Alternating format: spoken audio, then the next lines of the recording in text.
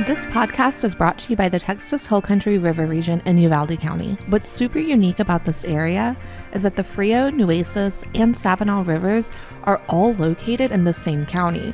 It's like the hill country that you know and love, but really rural, so you're surrounded by wildlife. And life just kind of slows down out here, so you can enjoy the simple pleasures like campfires and fishing and just enjoying the company of the people that you love. Go to visituvalde.com for more info. Buenos dias, everyone. Welcome back to another episode of the In Between Podcast. I'm Jake. And I'm Leah. And today, who do we have? We have Danielle. Hi, guys. Hello. We are so excited that you are here with us today. And this, not weekend, I guess the past couple of days you've been here. Do you want to introduce her? Do you want me to? Right. So, you actually stayed with us this summer. Yes. And we don't always have the opportunity to meet all of our guests, but I had gone down to go feed my rabbits and feed the goats and ran into you and we started chatting and you were so sweet. And I loved talking to you and I loved just the little short conversation that we had with you, or that I had with you, that I was like, I want to invite her back to the podcast. I told Jake, let's have her come stay with us and let's interview her for the podcast. So you are a makeup artist, a mom, incredible human being. You're and, so sweet. We're just excited to see where this conversation goes. And an excellent baker. And an excellent baker. Yeah. You had made a zucchini Banana bread. Yes. That was so good, and you let us have some. So we're just excited to talk about all things business and makeup and mom and life and faith. And happy to have you here. Thank you so much. Yeah, this place is such a magical place. I actually originally saw you guys on, it was My Curly Adventures Instagram. I think she had stayed with you. And she films so beautiful. Like she captures all the butterflies and the flowers. And like that is totally my heart. I love that sort of thing. And I wanted to bring my boys here to see like that type of magic. And so this past May, I have 3 little boys. They're 8, 10, and 12. And I brought them down. We're very blessed in the fact that we get out of school like around the 15th of May.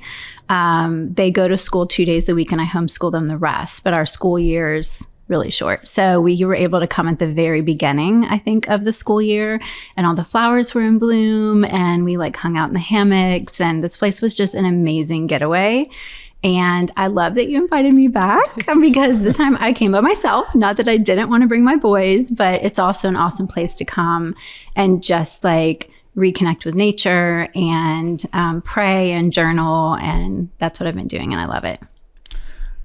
I'm so glad to hear that, because that's always been one of your goals is, to have a place where people can come and do that. And knowing that there's at least one person where we have succeeded in doing that with is very gratifying. So thank you for sharing that. Absolutely. There's probably a lot more. You don't know. We just want our place to be like a breath of fresh air, and just there's a lot of love that has gone into it. So it's just nice to hear that that helps make you relaxed. So where are you from? I'm originally from Biloxi, Mississippi, but I've lived in Houston for 30-something years. So I live in Houston, Texas. I have my business there. It's called The Perfect Face. And I have a cosmetic line. It's designed for film, photography, stage, and everyday perfection. So you can wear it every day, but I work with a lot of women that are in the limelight. I do the makeup for the Houston Texan cheerleaders. I was a backstage makeup artist for Miss USA, Miss Universe, and Miss Teen USA for about 15 years.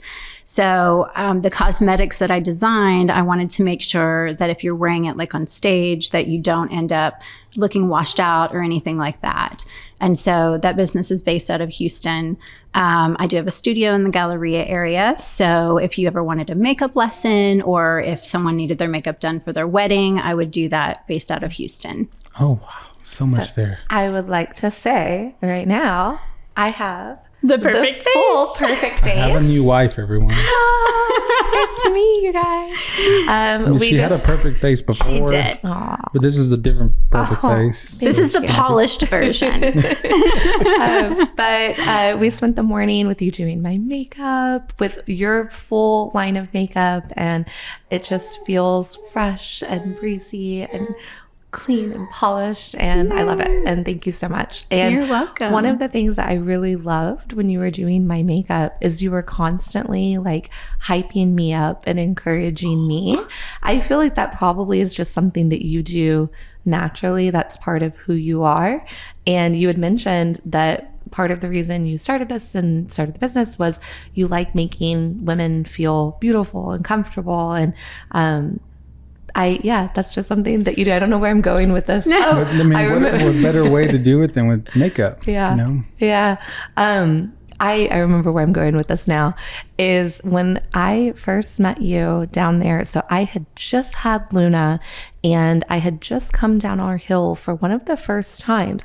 After I had her, I was kind of up here in the house and in the hills, hidden in the hills. And I had gone down to go to the garden and go feed my bunnies and goats. And, I was just kind of like, ooh, new mom. And we talked about motherhood and business, and you were so encouraging. Even then, you weren't doing my makeup, but you were just encouraging me about being a mom, and you're a mom and you had a business. And I feel like, yes, you do makeup for a living, but you also do so much more in encouraging people. But can you talk about that? Because I feel like that's part of what you do. I mean, you're going to make me cry.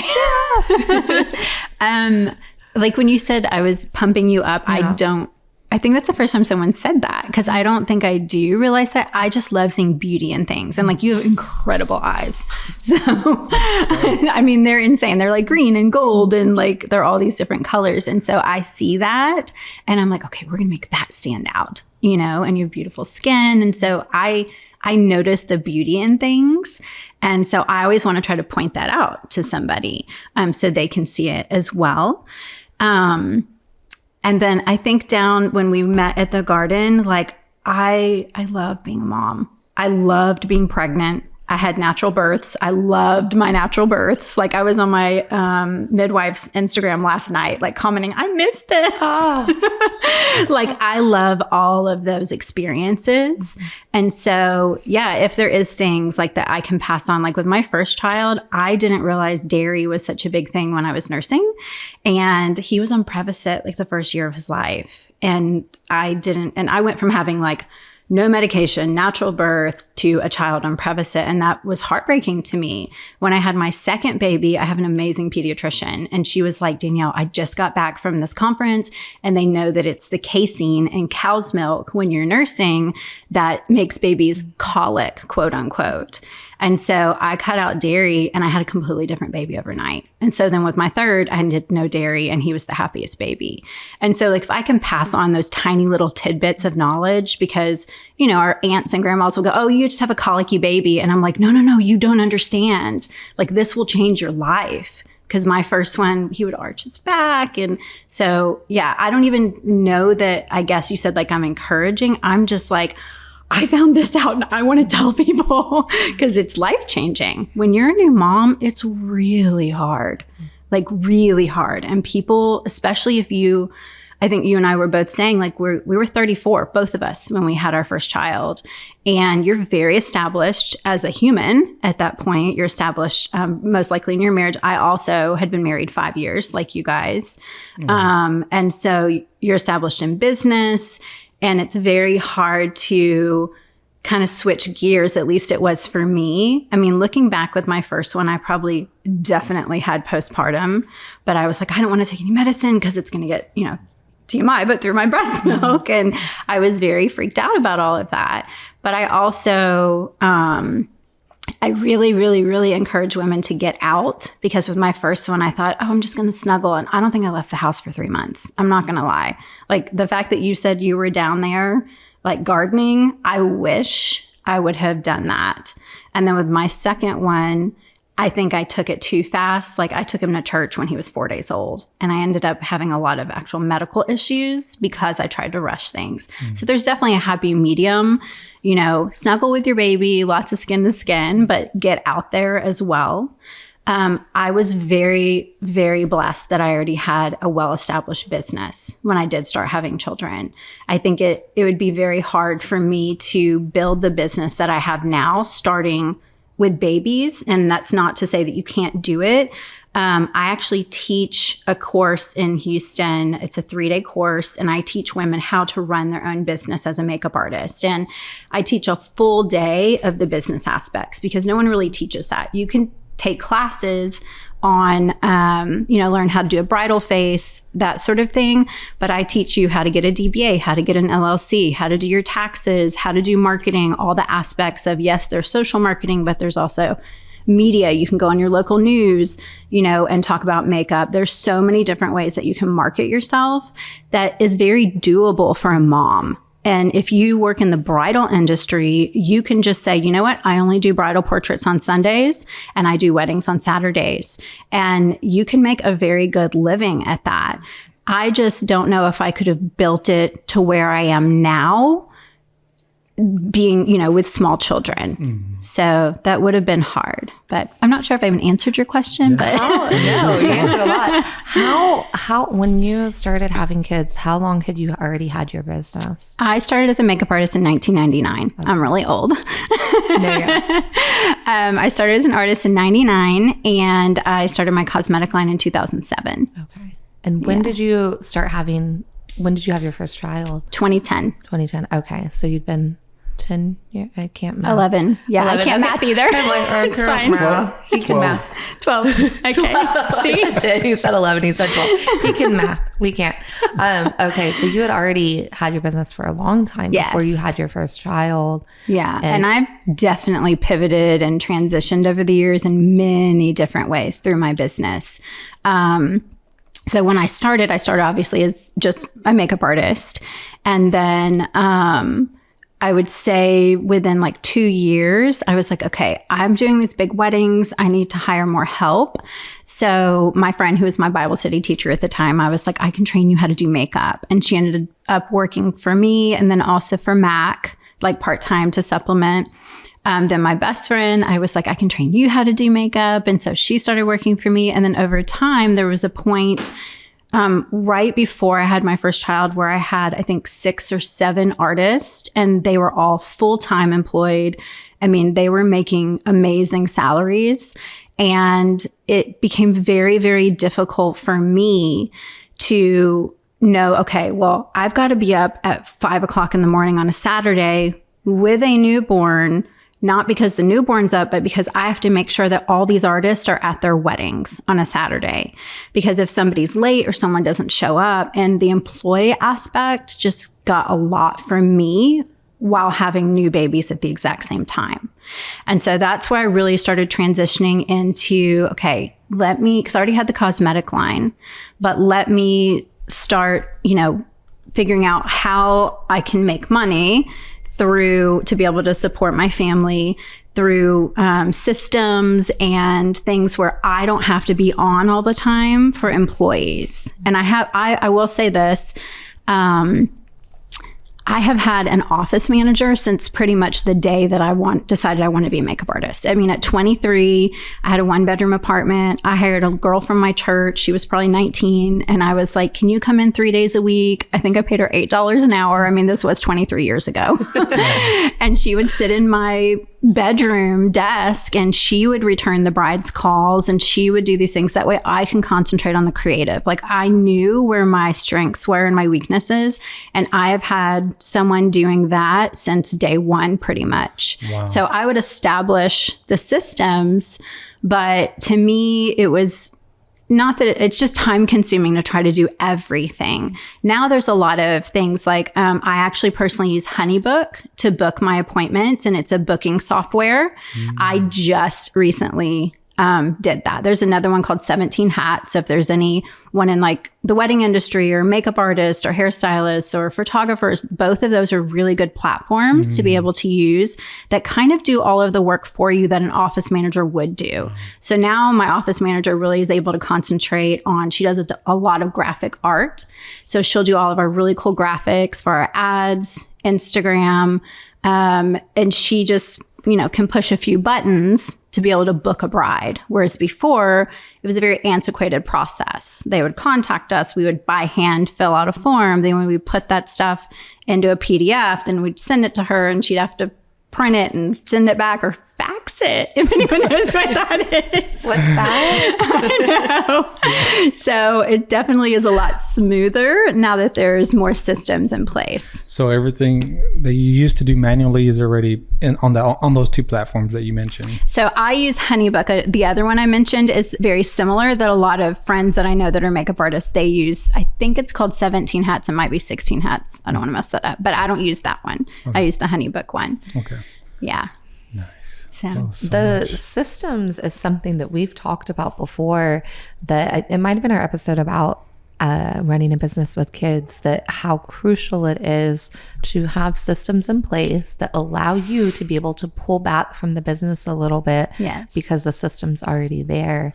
And it sounds like something that obviously that you've done, and over time you've figured out what systems work, and then as you had kids you changed your systems a little bit. And what do you have any other systems that you have in place that even not just for makeup artists but for any kind of business that are helpful? Oh my goodness. Like what systems do you use? I'm asking for a friend. Oh, I can't think of anything offhand, but I promise you, if I think of it, I will let you know. Bring it back. Yeah. What was the for you? What triggered the thought to have systems in place for you? Were you already like? Did someone in your family, or were they entrepreneurs, or were you already interested in that? Did you have friends who were entrepreneurs who would mentor you, or who did you seek for advice if you did? Or is it just something you totally came up with and decided, you know what, I need to do something about this? I'm the type of person that I have to research something to like the umpteenth degree before I'll do it. It's hard for me to make quick decisions. And I know that about myself now. I want to know every in and out of something before I decide on, pulling the trigger per se. My best friend is also an artist. Her name's Delaney Henry, shout out, in Nashville. And she used the 17 Hats one, I think, for a very long time. And I'm like, I don't need that. I have an office manager that runs all of that. And then finally, in the last, I would say, year and a half, I started doing a lot more makeup jobs, because right before COVID and then kind of after COVID, I had cut back a lot on me actually applying makeup to people. It was more me doing the courses, teaching other makeup artists, teaching individuals how to do their makeup, but I was not doing a lot of weddings or anything like that. And then I've started doing a lot more now, and I'm like, oh my gosh, our systems are really antiquated. Like if Jennifer, who's my office manager, if she's booking, 5 weddings a week or something like that for upcoming dates, it became a lot. And she's also doing our graphic art. She's packaging all of our cosmetics. She's doing a lot of that. So I needed something to simplify her life and my life as well. And so that's when I really researched and figured that out. Yeah, simplification is, that's the way you want to go for everything. Yeah. And also the freedom part that systems offer I think is the other aspect of having a good system in place. It can open up the opportunity for more time for yourself to do what you want to do that's not business related, or if you even wanted to expand your business, you could. But systems do allow that to happen. But if you just wanted to spend time with your family, you could do that with systems. Yeah. Was spending time with family ever an issue with you? Like, I know you had 3 boys, and did they ever feel like you're spending too much time at work? You need to, did you ever have to cross that bridge with them? Because I just want to know, because if we are ever, I'm sure like when you're in the weeds of it, you're not really thinking about that. And you can easily neglect that, or I guess neglect the kids we're asking for a friend again. Asking for a friend. Hopefully. I would like to know if that's a bridge you had to cross. So I think something that as a mom, it's just innate that maybe dads don't get is we get mom guilt. And so I don't even think society has to put it on us. I think God puts us on us, not the guilt part, but like you are connected to this human and you have to care for them, whether they're a newborn or they're 12 years old. So I never struggled with feeling like I wasn't giving them enough. Sorry, I should say that the other way. Like I always felt like I wasn't giving them enough time. But at the same time, I knew my kids see me way more than a 9-to-5 mom because like I choose to homeschool them. And I chose that when my first was literally in the womb. Like my very first homeschool convention that I went to, all these moms were like, oh my goodness, when are you due? How many kids do you have? How long have you homeschooled? And I'm like, this is my first. And I'm just seeing what homeschooling's about. And they're like, what? Why are you here? So I knew that I wanted to homeschool. I'm very blessed that we have a school that's called a university model school. I don't own it, but like the school that my children go to, it's a classical education university model. And so it's the best of both worlds. There's several of them in Houston now. But my younger ones go 2 days a week. And then the older ones go 3 days a week, and then you homeschool them the rest. And the way that the school is really designed is by 4th and 5th grade, they're kind of doing it on their own. And so you're more of a coach to really help them along. So, I mean, I'm with my kids at least those 3 days a week.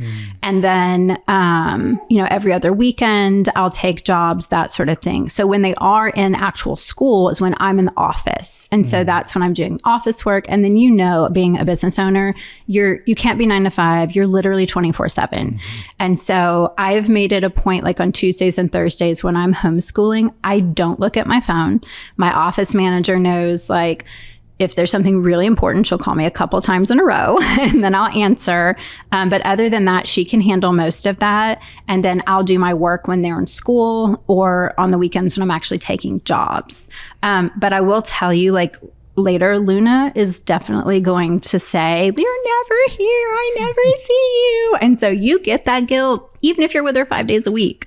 Like, you're going to end up hearing that from your kids. But like I was telling Leah earlier, I did the makeup for Miss Universe for 15 years, and all of my babies went to Miss Universe and Miss USA. I nursed my children, and so I would bring a travel nanny because that was worth it to me. I mean, basically, you'd end up paying for formula, which that just wasn't, for me. I wanted to nurse them, and so all of them went to Las Vegas or wherever, Los Angeles, wherever it was held that year. And they were with me the whole 2 weeks. And I would go do the makeup and I'd go back to my room and I would nurse. And then I would go do a photo shoot and I'd go back to my room and I would nurse. And you make it work. Yeah. There's different ways to make it work. And the cutest thing is they all got a makeup artist assistant badge with their little baby picture on it. So cute. I know. So you make it work in millions of different ways, and every mom and baby's going to be different in how they make it work. I think that there's a lot of freedom in working for yourself and having your own business that you are with your kids. It depends on the nature of the business, of course, but a lot of the people that I know that have their own businesses, their kids are with them all the time. And, you're working, but you're still with the kids and they're still getting attention because you're the boss. So you call the shots in a lot of those situations. I want to talk about mom guilt a little bit. We were having a conversation the other day about mom guilt, and I was trying to explain it to him, and I was trying to explain what it's like and what it feels like. And he's like, but you weren't totally understanding it, and maybe I wasn't communicating it well, but I forget what it was that you were saying, but you were like, well, you don't have to feel that way. Like, you don't have to compare. I think it's comparison, and you're comparing, yourself as a mom, and you don't have to feel that. I was like, you don't understand. Like, it's innate. It is. That's the exact word there. And And I can tell myself logically, like, stop comparing Luna to other babies and their development or how they mom or what they do. But it's just there. And I don't know if there's any way to completely get rid of mom guilt, but I don't know. It real. Definitely lessens as they get older because they become more independent.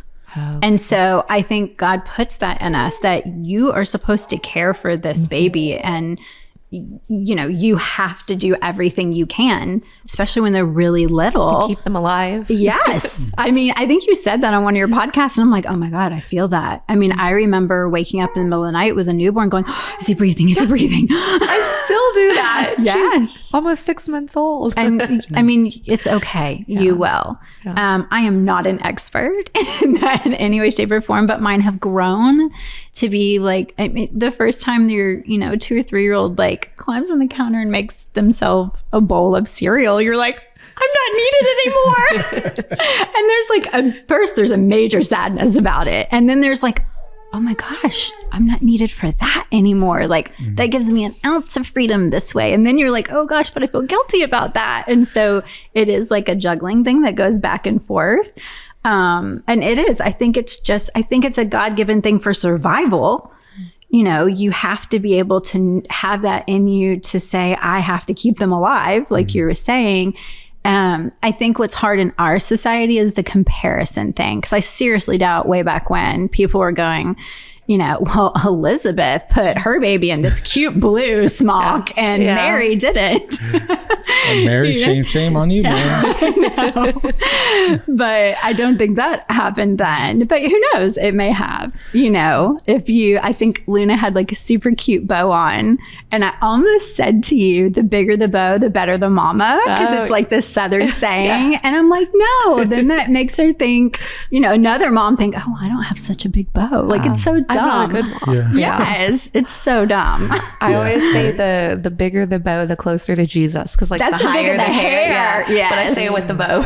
Yeah. Well, I do want to say though that I don't know if any other dads have experienced this, but I think I did have felt guilt before.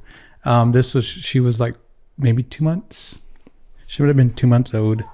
But I ended up going on a trip with my brother-in-law for a few days, and she might have been maybe 2 months old. And I felt so bad being gone. And I've never heard anyone saying that. I mean, I've never heard any dads, come out openly and say that, or even privately. To me, of course, I don't have like a lot of friends with kids. I do have some siblings, but yeah. But that probably says a lot about you as a dad as well. Maybe not everybody feels that. You may have like higher empathy and also towards her. Like maybe the guilt a little bit was like, oh my gosh, I'm leaving her for the first time to do this on her own. And I know how hard it is. So that's exactly what it was. I think it was both. It was for her, leaving her, because that was the first time we were separated, or I say me from her and Luna. And it was guilt that she was by herself taking it on while I was out here enjoying myself. Yeah. So, wrecking his Jeep. my brother's Jeep. No. No, I remember I called you and I was like, did I call you? Yeah. Or were we FaceTiming? And he started crying because he was missing Luna. And I was just like, see, that shows who you are as a little person. Girl. Yeah. Yeah, it was something that was out of my control. I couldn't hold those feelings back, and it was probably good that I didn't, because men try to depress their feelings and not feel. But I think that's starting to change more so than it was back in the day. I think more men are open and wear their feelings on their sleeves. Yes.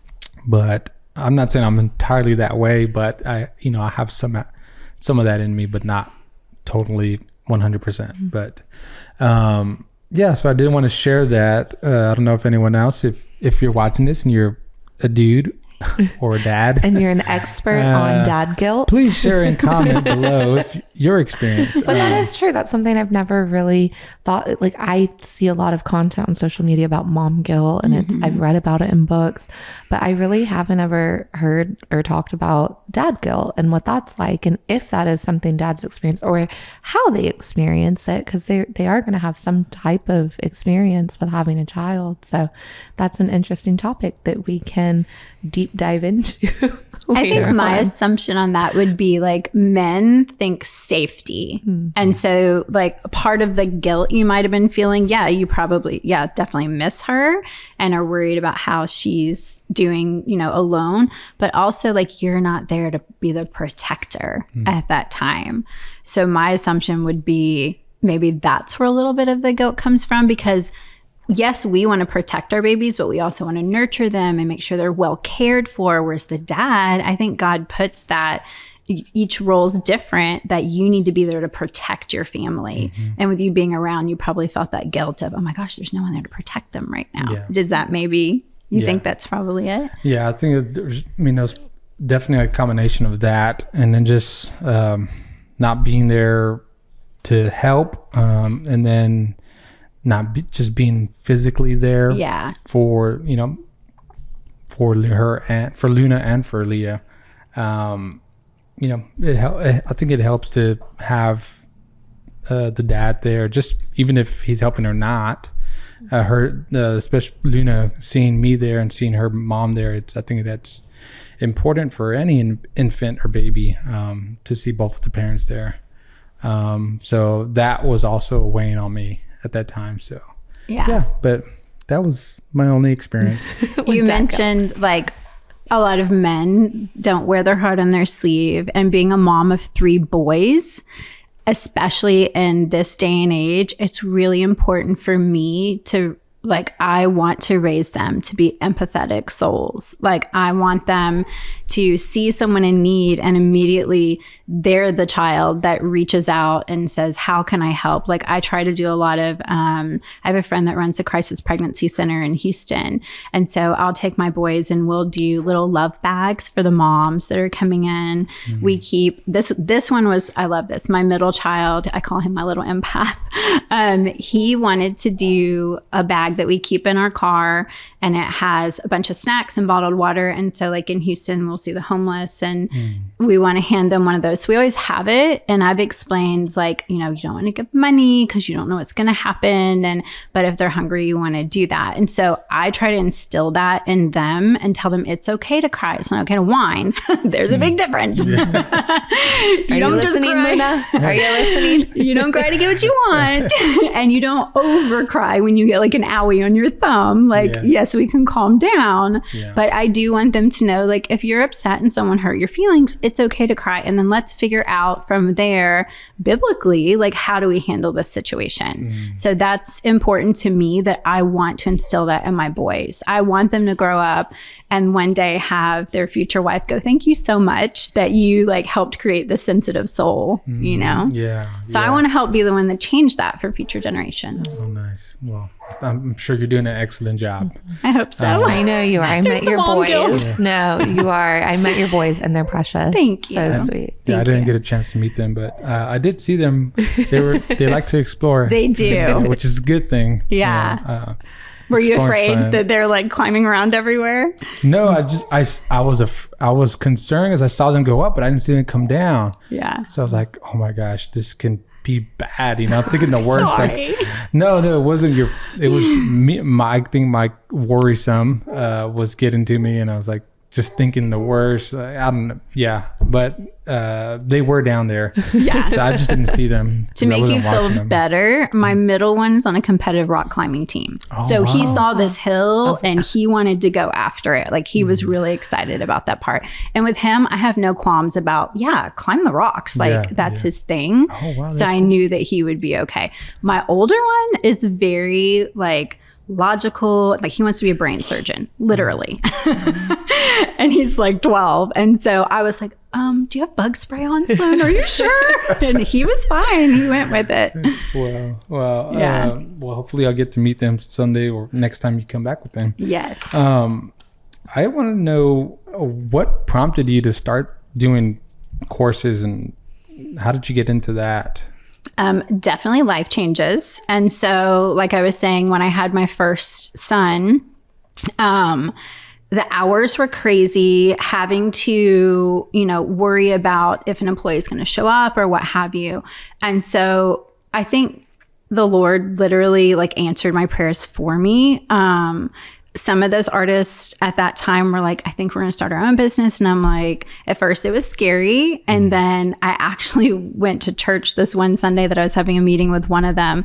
And the sermon that day was talking about how we have seasons in life, and sometimes we have spring, and there's new growth and there's change. Sometimes there's fall, and the colors are changing, and it's might get scary because it's about to be winter and it's gonna be really cold. And it was just this great analogy about how we have changes in our life and how sometimes we can be afraid, but normally they turn out for the better. And that day, one of them said, I'm thinking of starting my own business. And I'm like, okay, go for it. And she was really surprised at my, reaction. And literally through nursing, I would nurse and I would be on my phone and research stuff. And because when you're nursing, you have lots of downtime where you're with a baby for at least 20 minutes, 15 to 20 minutes. At least I was. Mine took a long time. And I would just do tons of research. And I think that's my ADD brain of I'm going to delve into this. And at that time, Instagram was really big. It was before it got bought out. You could get 1 million followers overnight. It's not like that anymore. But I started getting a lot of followers, and I would follow other makeup artists that were teaching courses across the country. And I'm like, you know what? If I don't have artists that are bringing in income for the business right now and have a new baby, I should totally start this, because I had been a makeup artist for a very long time. I had a well-established business. I knew the business side of it. No one was really teaching that. A few years later, I ended up becoming the official cosmetic line for Miss USA and Miss Universe. So we were their official sponsor for a few years, but I also was an employee as a backstage makeup artist. So I was this weird crossover. And that helped kind of catapult my courses, because artists across the country would be like, oh my goodness, I want to learn how to do makeup from the makeup artist who has the cosmetic line at Miss USA or Miss Universe, because it was nationally televised and you'd get a lot of social media through it. And so that really helped with the courses. Something that I've been working on since March of this year is doing online courses, which I really wish I would have started in 2019 because 2020 would have been amazing. But that's definitely the way that things are going. I'm such a hands-on person. I think it will be very difficult for me to do the actual makeup part on an online course, because I'm almost if I'm teaching someone and they're holding the brush off a little bit, I want to be okay, tilt it back like this. And I can't really do that online so much. I mean, yes, I can do Zooms and I can tell them, but even through a Zoom, you can't see the details. And when it comes to beautiful makeup, it's the tiny, tiny details that makes the big difference. When I was doing Leah's lashes today, when she opened, I could see where her lashes started, and I don't want to see that. So I went in and added a tiny bit of black liner, whereas on a Zoom, I'm not going to be able to see that. However, I can absolutely teach the business side of it through recorded courses and Zoom and private coaching online. And so that is the next step that's going to be coming out. I even brought my lights because I'm thinking of doing an intro video that I might film here. So you might see your corner chair in am I in the Thelma house? Yes. Thelma. On my little intro video, because it's when I get away, that's when all of the creative juices start flowing. And I'm okay, I can finally do this. Because even when I'm in my own home or even my office, there's always going to be distractions of business, or not that my child is ever a distraction, but kids coming in and saying, hey, mommy, he just hit me. And so it makes it a lot easier when you can just get away for a little bit. Wow. That's awesome. And, so how does someone start a cosmetic line? How did that even happen? I feel that's such a huge mountain to climb and conquer. I'm just trying to, I have no experience with cosmetics. But so I don't know, I guess because to me it's so foreign. Where do you even start? You take one bite of the elephant at a time. That's his favorite saying. I know. I heard it on the podcast. No, I actually use that with my kids all the time. And I heard you say it on one of your podcasts. I'm like, oh my goodness. Yeah. I do use it a lot. My favorite saying that I actually always teach in my course is the mediocre thing you start today is far better than the perfect one you never do. Because I, for the longest time, was such a perfectionist that if it wasn't exactly the way that it needed to be, I just never did it. Like I told you, I still am a little bit, but like I bought a mic to do a podcast over a year ago. I haven't sat down to do it because I'm like, no, I need like all the setup and the lighting has to be right. And why do I need the lighting? I don't even have to videotape it. But I felt like that.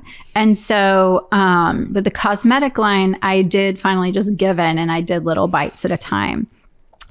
So the way that it started was I, at the time, was the makeup artist for the Miss Texas USA organization, and tons of girls were coming in for makeup lessons, and I would do their lesson, and it's kind of twofold. One was artistry wise, and one was economics. So I would do their makeup lesson. There'd be colors that I loved, but I would want it like a little bit darker. So I would mix things together.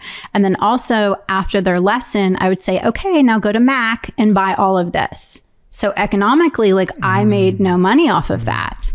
So it was kind of twofold. I wanted, more creativity in how the colors were produced, what was going to show up on the skin well, what ingredients are used, but also like if I'm going to be doing this, I need to be able to get a financial benefit from it. And so the very first thing I came out with was brushes, because in my mind, a brush doesn't go bad. Whereas if you get foundation or even eyeshadow, it has a shelf life. And so if I spent, and it is an investment, I'm not going to lie, and I don't mind saying like my first investment was $10,000 on brushes, because if you're buying them to where you can actually make money off of them, the markup needs to be pretty good markup. Like you know what I'm saying? Mm-hmm. So I spent $10,000 on brushes, and my thought was if they sit there for 30 years, they're not going to go bad. And so once I made money from the brushes, then I came out with eyeshadows. And once I made money from the eyeshadows, I came out with blush. And it literally just grew over time. I don't know how companies, unless you have a huge backing or big partnerships, are like, here's a cosmetic line. Like I see people do it. And to me, either you have a huge backing, or you're cutting corners somewhere to where, either in the packaging or the ingredients, to where it's just not costing as much and you can get more of it. Wow. You are a true entrepreneur, just like every entrepreneur that we know. And there's one here helping us out right now with Luna in the background. You see a need or an opportunity, and then you run with it. Or you feel like you need to pivot. That's entrepreneurship. And I've said this before, but you saw the need to pivot whenever you were concerned losing your artists and how to bring in more income. You saw the need when you were teaching the courses and then sending everyone to go get makeup. Like that triggered something. That is entrepreneurship to its finest right there, in my opinion. But you're doing an excellent job. And I think a lot of people have a lot that you can share with people that they can learn from. So thanks for sharing that. And of course. One thing you were sharing with me whenever you were doing my makeup was, back when you started your makeup line, it wasn't just like hopping on Google and Googling, where should I get this makeup from? I mean, you were going to trade shows, you were testing product, your brushes were a custom mold. Yeah. So she had a custom mold, and then the grip to like, I'm butchering it, but basically like the grip wasn't exactly right. And like to ergonomically place your fingers. Yeah. Ergonomically. That's a word.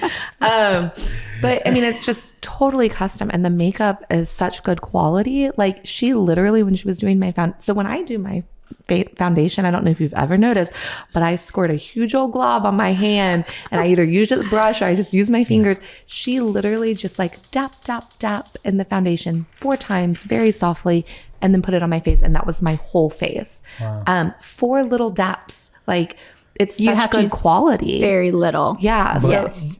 a tiny bit goes a really long way. And Wait, is that because of the makeup or is it because of the brush? It's because of the makeup, and our brushes are designed to be used with our makeup. So like I use balsa wood handles, which are super, super lightweight, because our foundation and our eyeshadows are very highly pigmented. They're 60 to 70% pigment. So if you were to use a heavy brush, you're going to end up with too much product on the brush. So all of our brushes are extremely lightweight, so they don't pick up as much product. So if you were to use like an eyeshadow that doesn't have a lot of pigment to it, you would have to give a little bit more pressure with the brush. So basically what she's saying is her makeup's incredibly high quality. So when she's saying like 60% pigment, that there's not a lot of fillers there, where a lot of cheaper makeups, there's a ton of filler. You're not getting as much pure product. You're getting more chemically like filler stuff. Yeah, like titanium dioxide and zinc. They bulk up products. You even find it in cereal, which creeps me out. I know. Look at your box of some kind of just regular cereal and it says titanium dioxide. So it's a way to bulk up a product so they don't have to use as much of the refined good ingredients. Yeah, don't get me started on the chemicals. We can go in a rabbit hole with that. Did you say that your products were talc free or? So our actual powder does contain some talc, but the other products do not. But like our face powder, you have to, because that's going to help absorb. But it does have other products in there that do absorb. It's like not mostly talc. And I will say we're not a natural brand. I don't want to sound like that, because I do have a lot of pigments and stuff that, they're not derived from a rock per se, but like our foundation is coconut oil based. It doesn't have mineral oil in it. You can even smell it. Like when you open your compact, you're like, oh my gosh, this smells so fresh. Like it almost smells, like a diffuser or something like that. And so I do try to go as natural as possible without, like taking away too much of the richness of the color. And I think that's a something, that's better than looking at it from a different angle and seeing what you can do to increase profits by buying the cheapest or making your own chemical-based products for the makeup. That way you can have a bigger profit. So yeah, I think people would still appreciate that you try to do what you can. But when you're just an individual and not an actual corporation, you're limited to what you can and can't do in order for you to still be, run a business, because you're not running a charity. This is something you do for a living. So even though you would probably like to have a very organic, natural makeup line, that's right now at this time, it's probably not feasible for you to do that. Is that it also, I don't want to sacrifice the integrity of the richness and the deep like pigment of colors. Like my clientele base is very much the glamour girl. I definitely have some granola girls that love their sparkle, and our eyeshadow is, our shimmer pigment's mica, so it's totally derived from like a crystal, But as far as the rest of the line, like if you want like a bright purple eyeshadow, you're going to get that from us. And it's not sacrificing the integrity of the deep and rich in pigment. Whereas you cannot get that bright of a color from just like a quartz crystal ground up. Like it's almost impossible. I would love if it was, like if you could, but right now I want to be able to have those bright colors and those rich pigments. And if someone wants a deep red lip, like unless I'm going to grind up amazing berries, it's going to be a more difficult way to do that. Yeah. Wow. Well, you have the makeup line, you have courses.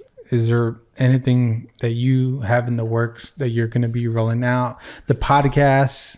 Yeah, hopefully. I've not done, the only thing I've done for a podcast is buy a mic. Like literally, that's it. That's a start. But the online courses, nothing is out. Like this minute, but I've been working on it since March. So I already have the platform I'm going to be working on. I've already gone onto the platform and put in all of the information. I know exactly what I'm going to be teaching it on. At this point, it's literally me just taking the time to film the videos and upload them and edit them and upload them. Wow. So all the back end of it is already done. Wow. Will the online courses be specifically related to makeup in business, or is it just in general business, or it's the makeup business? Okay. Yeah, because I think every business is different. But there isn't a lot out there for makeup artists on how to run their business. And so, yeah, this will definitely be geared more towards that. And originally I was going to do like one big course, and it was going to be a higher dollar course, which even my courses are right now, but I'm literally handing you like a business in 3 days. I mean, like I said, I teach them how to set up a website, how to get a domain name, like in the class. Once they come up with a business name, I have them buy their domain right then and there. It's like $8. I'm like, get it now so somebody doesn't get it later. We set up their Instagram. I highly recommend artists separating their Instagrams because personally, clients, I don't think want to see you with your dog. Like you need to have a personal one and you need to have a business one as well. So I help them come up with business names. And then so for the online ones, like you said, is it going to be just for makeup artists? Absolutely. I think anyone in any business industry can take from like, oh, that's how I do a DBA, or that's what an LLC means. Oh, it stands for limited liability corporation. Well, what does that mean? You're going to learn that, but as a makeup artist, you're going to learn what that really means for your business and how it protects you and what is business insurance and why do I need that as a makeup artist? All of that sort of thing, people don't really talk too much about.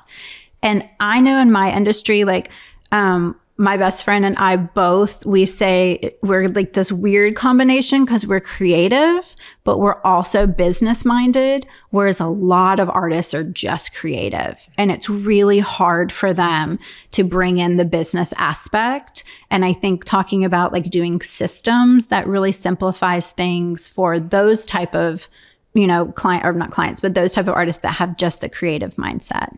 Well, yeah, I know for sure there are people out there who are intimidated to start something because they know the business. I mean, they know they have the know-how to do the business, to be work in the business, but not on the business and get it set up. And like you mentioned business to them, and it's this big scary word. When you're not familiar with it. And nobody teaches that. I went to art school and I didn't know anything about the business side of art, and I didn't take any, and I studied art for like 6 or 7 years in school, got a master's degree in it, and didn't learn anything about business. And how can we live? How can we like make a living off of this creativity that we have if we don't know the business side? And I'm sure so many makeup artists do the same thing, whether they go to cosmetology school or they learn, however, they're not learning business anymore. Yeah. So that's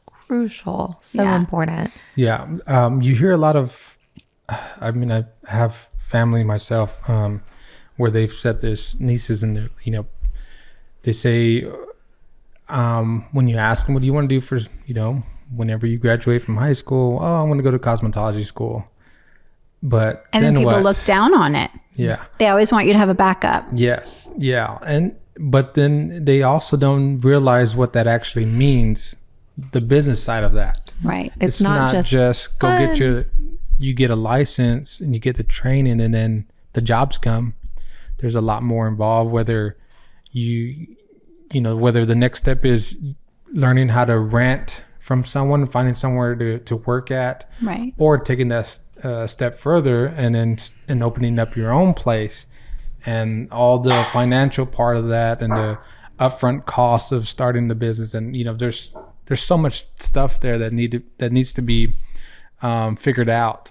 But when you're all you can think about is, oh, I'm just going to do cosmetology, which is great, but it's not that easy. Right. And you don't know where to start. What do you think can be done? You're doing it already, So I guess I'm answering my own question, but you're creating these online courses, and hopefully that's going to bridge that gap. Yeah, they just need to come to the perfect face. Come to the perfect face. That's what it is. Because that I don't know how many times I've seen that people say that. I say people, mostly my nieces or friends or people within my circle that I've come across, and probably you have too, that say that they're going to do cosmetology, but there's a gap there that they're not thinking about, and then they get to that gap, and then they just turn around and then give up. Yeah. I think one of the best things as an entrepreneur is when you see a need for something and you see the gap, you decide to fill the gap. Mm-hmm. I mean, you guys, I think, did that. Like, there's not a lot of places around that are like the in-between. Mm-hmm. I mean, you have like these sweet little cottages and sweet little puppies and goats and bunnies and butterflies everywhere. Yeah. And I can't go to a Hampton Inn or a Ritz-Carlton and get that. Mm-hmm. I mean, and those are like two very distinct differences, but like I want to be able to have something like that in my life. And so you guys filled a gap there. And so like you said, like where did they go for their business side if they're graduating cosmetology? That's where I saw that there was a need. And so I jokingly say like call the perfect face, but there isn't a whole lot out there. I mean, I know maybe 3 or 4 other companies like mine across the country that teach the business side of it, and they really concentrate on that part of it. And other than that, I don't know. Now, I will say in Houston, there's a cosmetology school that they've called me out a couple times, and I'll do like a quick little 2-hour class to their students. But that's been, twice in 22 years. I don't know of cosmetology schools that actually have a business side per se. They'll teach you, how to rent a space, and they may teach, I haven't sat in on one like that in a long time, but they may teach some of the business side. But like you said, even knowing from your own family members, they don't learn a whole lot of that. Mm-hmm. Mm-hmm. Yeah. Yeah. I'm glad that you're doing what you're doing, because there's definitely, in my opinion, I feel like there's a need, but I'm not totally immersed into the makeup world. Yeah. This is just me thinking and seeing on the surface from my experience, my small experience, I guess. I don't know. What do you think? Yeah, I think that it's almost like you're creating a graduate course for makeup artists. Mm. And after you can learn how to do makeup, but what are you going to do with that? Where are you going to go? If you don't have clients, if you don't have a DBA, if you don't have all the things, what are you going to do with it? So it's kind of like you're creating that graduate level course for what to do after you've learned how to make people feel and look beautiful. So I think it's a great gift to give a recent graduate so that they can create their business. But I think a lot of it is also the mindset of the artist who's graduating cosmetology or who wants to be a makeup artist. Because I think just as women in general, especially if we're either really young or we have families already, we just think, oh, I'm going to do this little thing on the side because it's fun. And there's she's a speaker and influencer and book writer named Christy Wright that I absolutely love. And she empowers Christian women on how to run a business. And she used to work with the Dave Ramsey group, and now she's kind of on her own. But she always says, like, don't ever call your business little, because this is a dream. And if God put it in your heart, it's a big thing. And so you need to look at it as something that's serious and something that's big. And don't ever call your business little, and don't say, oh, I'm just a makeup artist, because then you're making it smaller than it is.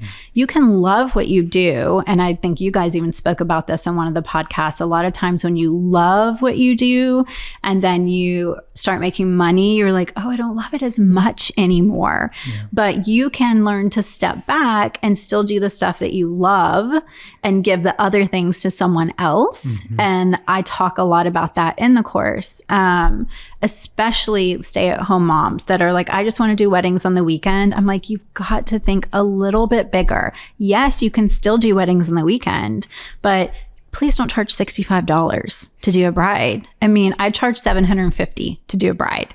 Now, I am 22 years into it. On my average, when I was doing weddings every weekend, I was $350. But I know artists now, and that was 10 years ago. I know artists now that charge $65. That's kind of the average rate of the artists that come and take my course. And I'm like, no. If you charge $65, first of all, you're not going to get booked as much, believe it or not. And the clientele you're getting are going to be not the ones you necessarily want, that actually are going to help grow your business as well. So when someone leaves my course, I'm like, you cannot charge less than $125. Like, even if you're in this tiny little small town in Mississippi, which I do get a lot of Mississippi artists, I think, because I'm from there, you can't charge less than that. Did I say more? I meant less. You can't charge less than $125. And then some of them charge $250, and some will call me and they're like, oh my gosh, I was charged $175 last year and I'm booked every weekend. I'm like, go up, you know, because if you could end up working less and making the same amount of money. And if you are a stay-at-home mom, that's going to allow you more time with your kids. Yeah. And you may be surprised and actually work less and make more money. Yes. That's the which ultimate is goal. Pretty awesome. Yeah. Wow, that's awesome. You mentioned earlier something that you heard from your pastor about seasons and people going through seasons.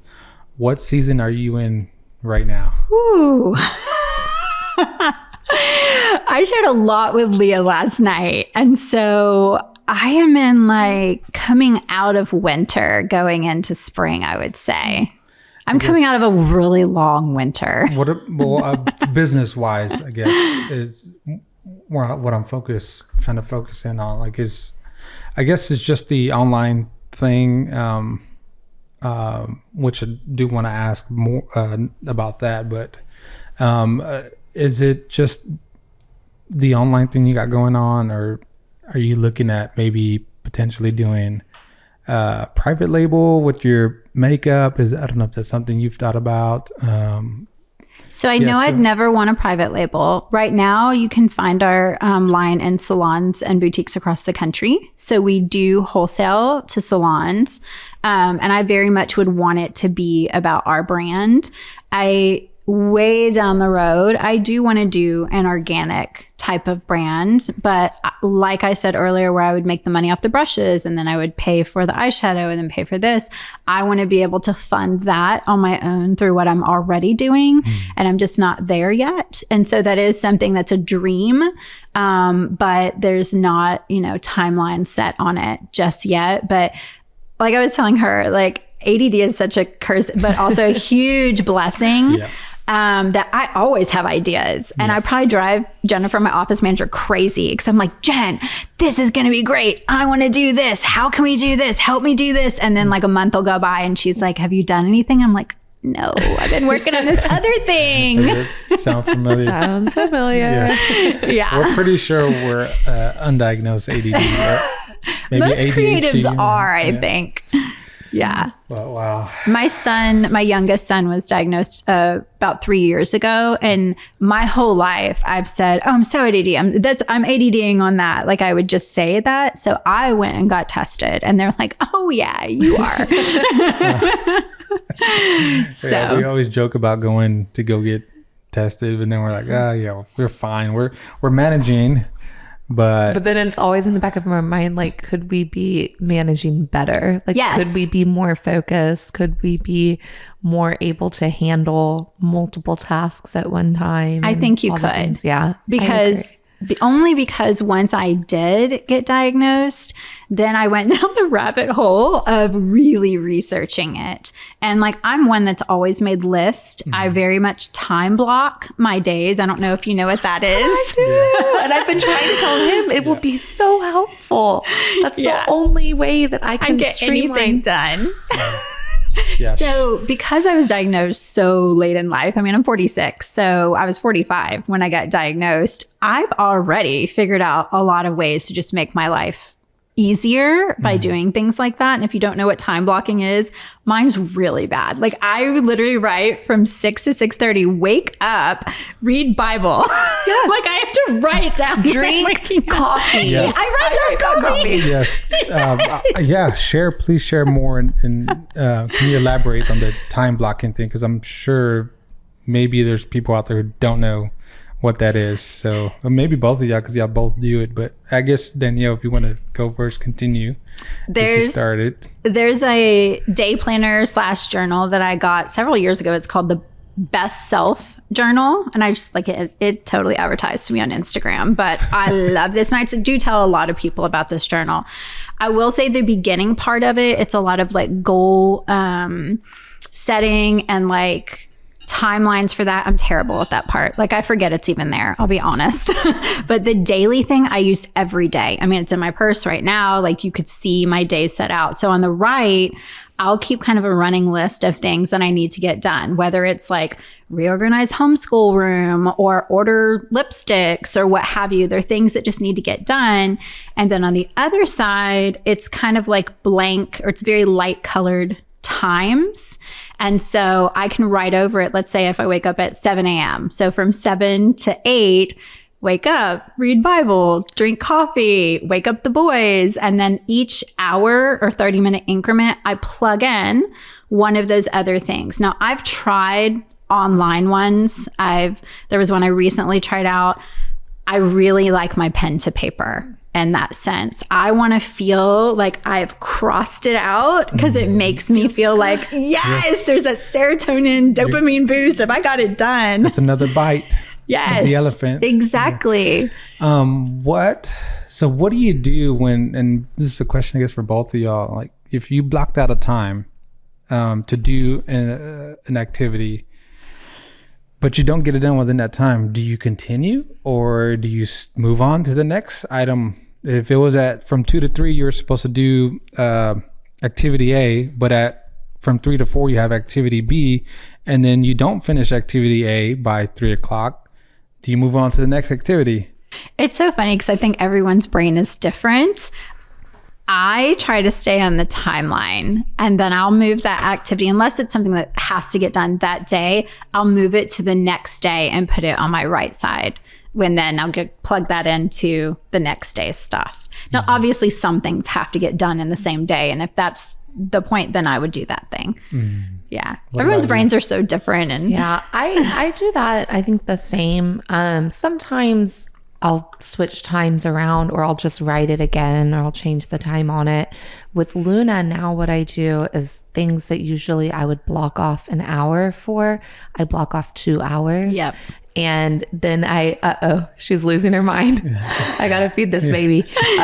But yeah, I kind of just block off more time. But yeah. Sorry. I think it's time maybe to wrap her up. We got a screaming baby outside. Well, yeah, I think the only other thing I have to say for me is how will people, are you going to release when you do the podcast? Because we definitely want to know when that's coming out. And 2, when you're going to release do you have a timeline for when you're going to release the online courses? It got pushed way further than I wanted it to. And like I said, it's just me sitting down and doing the videos, editing and putting them up. I would love to have them out before Christmas of this year, because all the back end, like I said, is already done. My Instagram is the perfect face, and I kind of live on there. So I definitely would announce it on there. And then they would go through my direct website, which is TPF, which stands for The Perfect Face, cosmetics.com, and they can purchase it through there.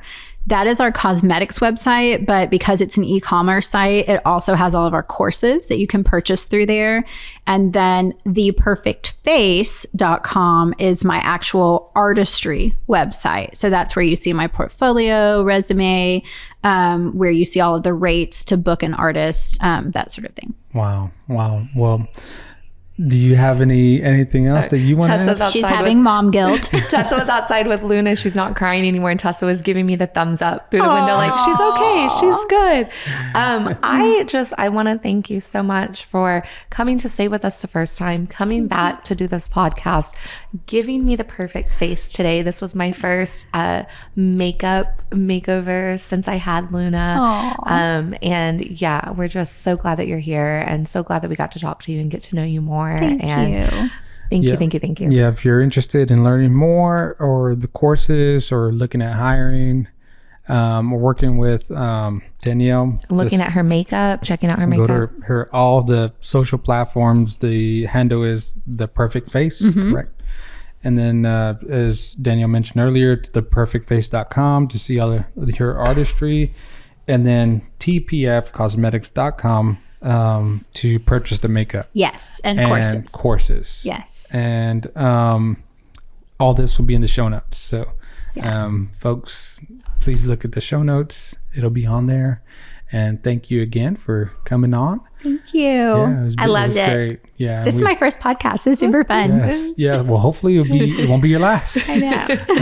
It's not going to be your last. Okay. And hopefully we can have you back on again. Okay, Jake. Yes, sir. Well, thank y'all everyone for tuning in, and please like, subscribe, hit a thumbs up on YouTube. We do appreciate any likes and subscribes to our channel. It helps us. It's a good way to help support the podcast and us. So we appreciate it. And we just got these hats in. So if you want to purchase a hat, they're $30. Cute merch. Please hit a comment, and then we will, or just reach out to us via email, and we'll take care of you. So thank you again. Hasta luego. Bye. Bye. Thank you.